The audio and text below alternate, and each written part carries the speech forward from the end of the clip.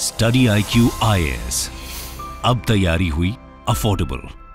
दोस्तों, कहते हैं कि power corrupts and absolute power corrupts absolutely. और जनरली ये देखा गया है कि जब भी किसी व्यक्ति के पास पावर आती है, कुछ ही विरले व्यक्ति होते हैं जो उस पावर का इस्तेमाल लोगों की भलाई के लिए करते हैं, लेकिन बहुत से लोग उस पावर का दुरुपयोग करते हैं और अब्यूज़ ऑफ पावर के इंसिडेंट्स हमें देखने को मिलते हैं। ऐसा ही एक इंसिडेंट हमें वेस्ट बंगाल के नॉर्थ 24 परगना डिस्ट्रिक्ट में देखने को मिल रहा है और ये बहुत ज़्यादा शॉकिंग इंसिडेंट है। दरअसल मैं बात कर रहा हूँ आपके साथ संदेश खाली नाम के एक गाँव की, जो बंगाल के नॉर्थ 24 परगना डिस्ट्रिक्ट में मौजूद है। और यहाँ पर देखने को मिल रहा है कि बहुत सारी महिलाएं लार्ज नंबर्स में प्रोटेस्ट कर रही हैं।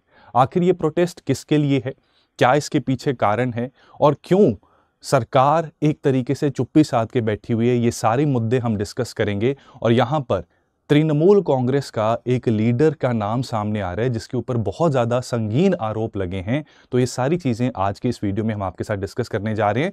लेकिन उससे पहले आप सभी की इन्फॉर्मेशन के लिए आपको बता दूं कि अगर आप मुझसे कनेक्ट होना चाहते हैं और यूपीएससी के प्रिपरेशन में आपको कुछ गाइडेंस की ज़रूरत है, क्वालिटी कंटेंट मटीरियल की ज़रूरत है, तो टेलीग्राम पर CS लाइव ग्रुप को ज़रूर ज्वाइन करें एंड इंस्टाग्राम पर hello.chandan sharma यहाँ पर मुझे ज़रूर फॉलो करें। इन QR कोड्स को स्कैन करके you can stay connected with me. And 2024 के प्रीलिम्स की अगर आप तैयारी कर रहे हैं तो एक प्रॉपर होलिस्टिक तैयारी, जहां पर कॉम्प्रिहेंसिवली सारे प्रीलिम्स के फैक्ट्स को रिवाइज किया जा सकता है और उन सभी चीज़ों से रिलेटेड आप MCQs की भी प्रैक्टिस कर सकते हैं through a comprehensive test series, जिसमें 75 से ज़्यादा सेक्शनल टेस्ट और 10 फुल लेंथ टेस्ट होंगे of both GS and CSAT।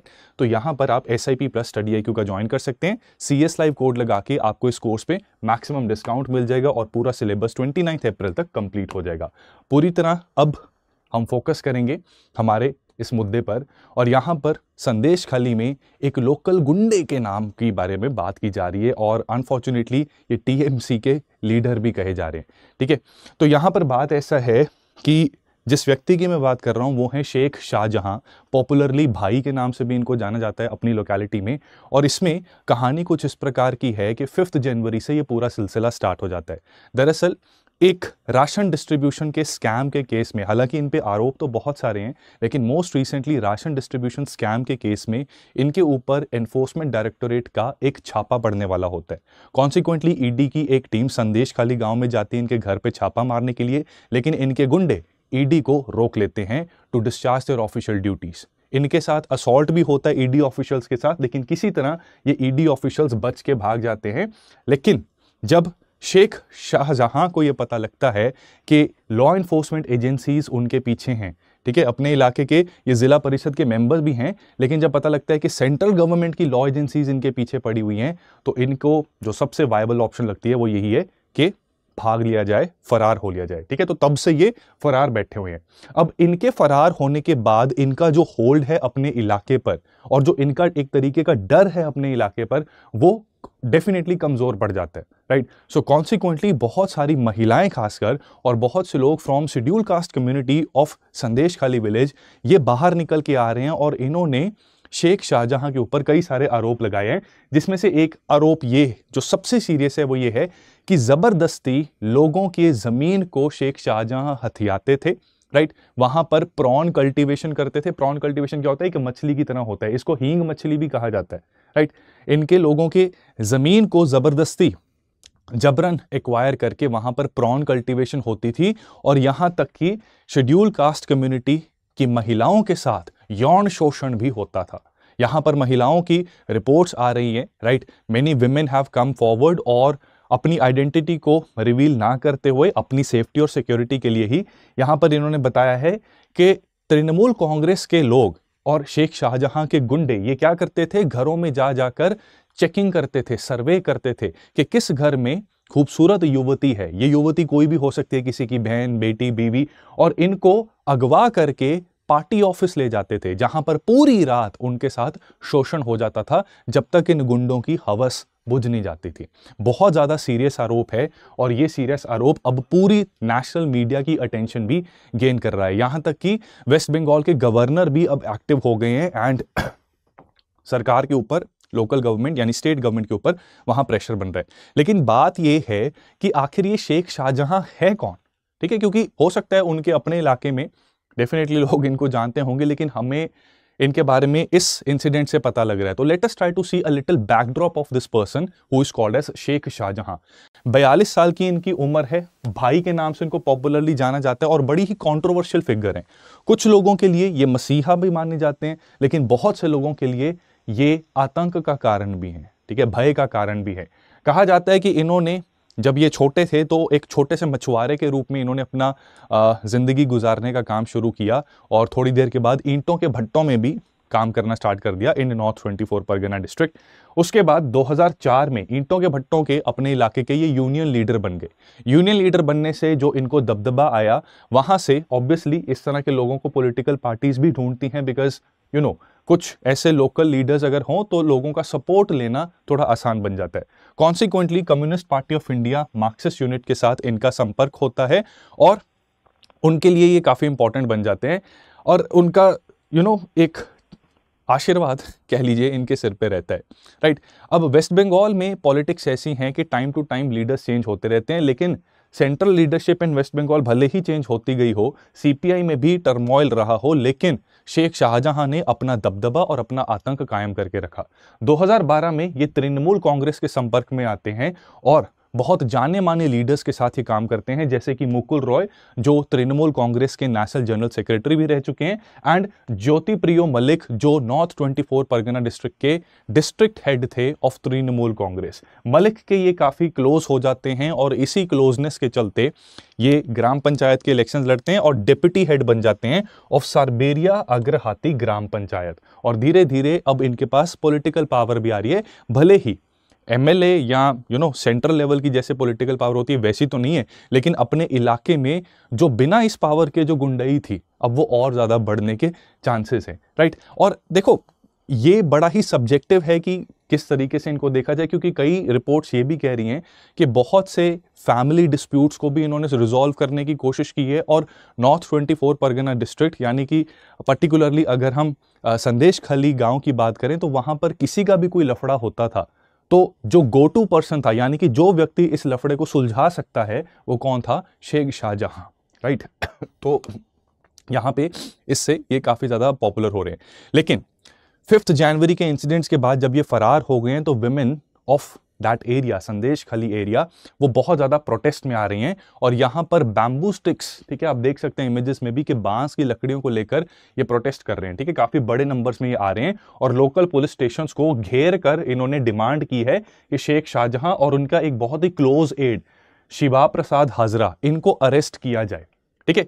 अब फरवरी 9 के करीब एक इंसिडेंट आता है कि ऐसे ही गुस्से भरी विमेन ने, ठीक है, महिलाओं के बीच में जो आक्रोश है और एक जो फ्रस्ट्रेशन थी against the lawlessness in West Bengal, उसके चलते इन्होंने 3 पोल्ट्री फार्म्स में आग लगा दी।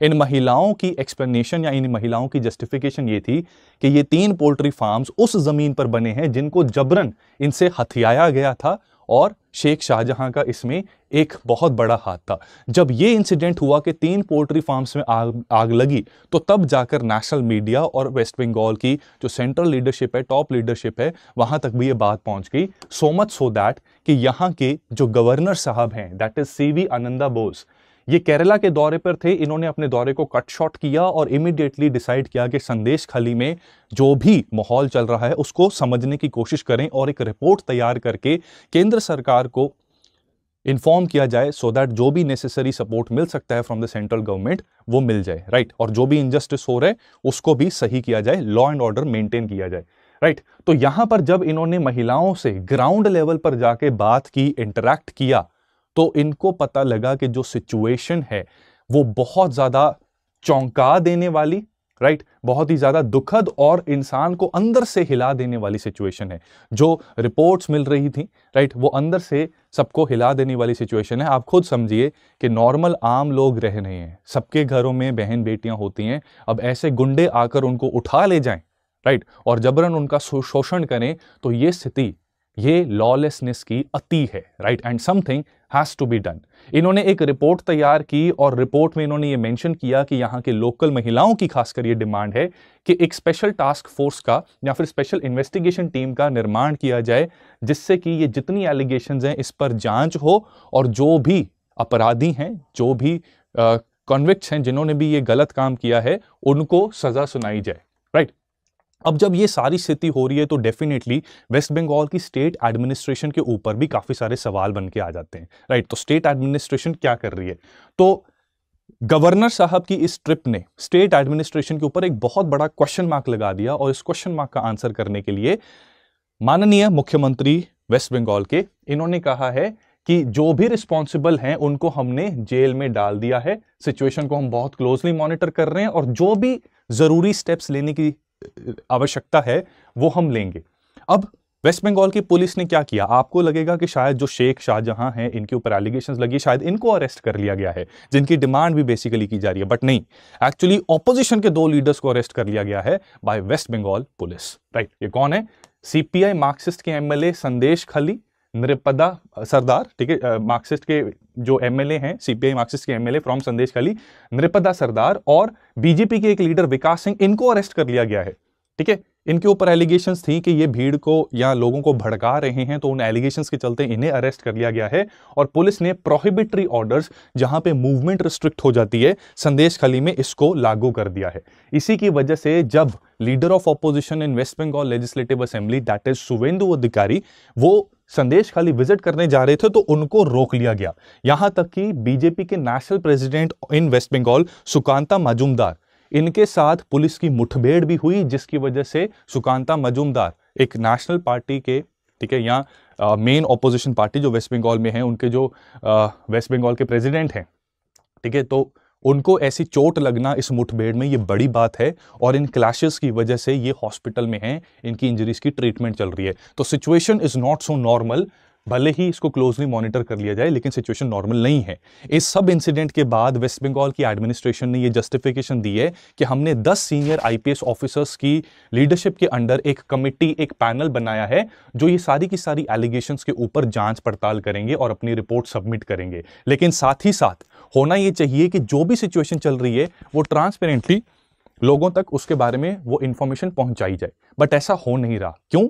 क्योंकि national commission of schedule caste, जो कि क्योंकि जितने पीड़ित हैं उनमें से ज्यादातर लोग शेड्यूल कास्ट कम्युनिटी को बिलोंग करते हैं, तो national commission of schedule caste ये विजिट करना, इनकी डेलीगेशन विजिट करना चाहती थी, लेकिन इनको भी संदेश खाली गांव विजिट करने से वेस्ट बंगाल पुलिस रोक रही है। एंड नेशनल विमेंस कमीशन, इनके भी रिप्रेजेंटेटिव्स को संदेश खाली में प्रवेश करने नहीं दिया जा रहा। बट जैसे तैसे एक delegation of national commission for schedule caste, जिनको अरुण हल्दर लीड कर रहे थे, ये संदेश खाली में पहुंचते हैं और वहां पर रेजिडेंट से बात करते हैं।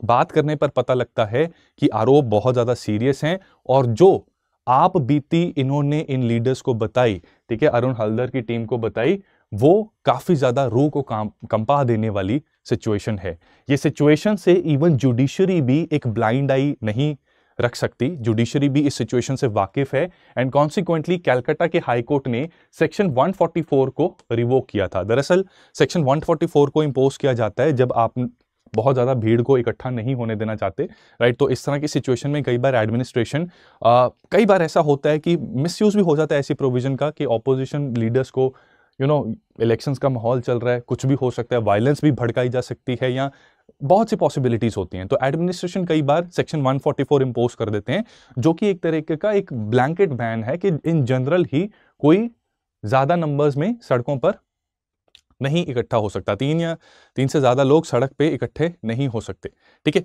तो यहां पर हाईकोर्ट ने कहा है कि सेक्शन 144 इंपोज नहीं किया जाएगा, रादर जो डिस्टर्ब्ड एरियाज हैं वहां पर आप प्रोहिबिटरी ऑर्डर्स लगाओ। ये नहीं कि कुछ जगहों पर डिस्टर्बेंस है, आपने बहुत बड़े एरिया में 144 ये धारा लागू कर दी, राइट। और इसी के साथ साथ कलकत्ता हाईकोर्ट के जस्टिस अपूर्व सिन्हा, इन्होंने सुओ मोटो कॉग्निसेंस ली। सुओ मोटो कॉग्निसेंस का मतलब होता है इस पूरे मामले में खुद से एक इनिशिएटिव लिया, जहां पर इन्होंने इन लोकल विमेन की एलिगेशंस के ऊपर सीरियसनेस दिखाते हुए, राइट, स्टेट गवर्नमेंट को ऑर्डर्स दिए हैं कि 1 हफ्ते के अंदर अंदर इस पूरे मामले पर रिपोर्ट तैयार करके कोर्ट को सबमिट की जाए। अब इस पे एलिगेशंस बहुत सीरियस हैं, राइट, एंड आप और हम सब समझते हैं कि ऐसे मामलों में पॉलिटिक्स नहीं होनी चाहिए, right. And criminalization of politics is a very important part of your UPSC IAS exam as well. इसको हम डिटेल में हमारे P2I बैच के अंदर करते हैं। P2I बैच जो है वो यूपीएससी 2025 को टारगेट करने वाला स्टडी IQ द्वारा एक कॉम्प्रिहेंसिव बैच है, जिसमें डेली लाइव क्लासेस से आपके बेस बनाए जाते हैं। लाइव क्लास के बाद आपको हैंड रिटन नोट्स हमारी ही टीम देती है। एक डेडिकेटेड मेंटोर आपके साथ कनेक्ट किए जाते हैं, जिनसे कि आप किसी भी तरह के डाउट पूछ सकते हैं, चाहे वो स्ट्रैटेजी रिलेटेड हो, टेक्निकल हो, या फिर बुक्स आपको समझ नहीं आ रही कि कौन सी पढ़ूं, तो वहां पर भी वो आपको गाइड कर सकते हैं, राइट। अलॉन्ग विद दैट हफ्ते में आपका एक दिन MCQs का टेस्ट होता है, जिससे कि प्रैक्टिस हो जाती है, और डेली बेसिस पे मेंस के आंसर राइटिंग प्रैक्टिस होती है, जिससे वहां पर भी बहुत कुछ आप सीखते हो। ये सारी चीजें, राइट, अलॉन्ग विद दिस आपको प्रीलिम्स और मेंस का क्रैश कोर्स भी मिलेगा before 2025 prelims and 2025 mains, right. तो एंड टू एंड प्रिपरेशन के लिए this is the best course. And CS live code से आप स्टडी IQ की ऐप या वेबसाइट पर जाकर इसमें मैक्सिमम डिस्काउंट के साथ एक अफोर्डेबल प्राइस में इसमें एनरोल कर सकते हैं, which is only ₹25,000, right. Description में लिंक है, आप इस कोर्स को चेकआउट कर सकते हैं। एंड इस क्रिमिनलाइजेशन ऑफ पॉलिटिक्स का कैसे रेजोल्यूशन निकलता है, आइडियली होना तो ये चाहिए कि स्टेट गवर्नमेंट और सेंट्रल गवर्नमेंट कोऑपरेट करें, राइट। एंड किसी को रोकने की बजाय जो एलिगेशंस हैं उन पर सीरियसली जांच पड़ताल करके, ठीक है, सेंटर के रिप्रेजेंटेटिव्स और स्टेट के रिप्रेजेंटेटिव्स दोनों को यूज करके एक SIT बनाकर एलिगेशंस में जांच पड़ताल की जाए, और ये इंश्योर किया जाए कि इस तरह के लोगों को पॉलिटिक्स में एंट्री भी नहीं मिलनी चाहिए, राइट। अगर एलिगेशंस जो हैं वो वाकई में उनमें वास्तविकता है, जो कि अभी तक रिपोर्ट्स के हिसाब से लग तो रहा है, but ultimately it is a very subjective opinion. ये जांच पड़ताल के बाद ही पता लग पाएगा। उम्मीद करता हूं कि इस वीडियो ने आपको इन्फॉर्मेशन दी। अगर वीडियो अच्छा लगे इसको लाइक जरूर कीजिएगा, और बहुत जल्द आपसे अगले मुद्दे में मैं डेफिनेटली मिलूंगा। Till then keep practicing, keep revising, stay blessed, see you soon, thank you so much. Study IQ IAS, अब तैयारी हुई अफोर्डेबल।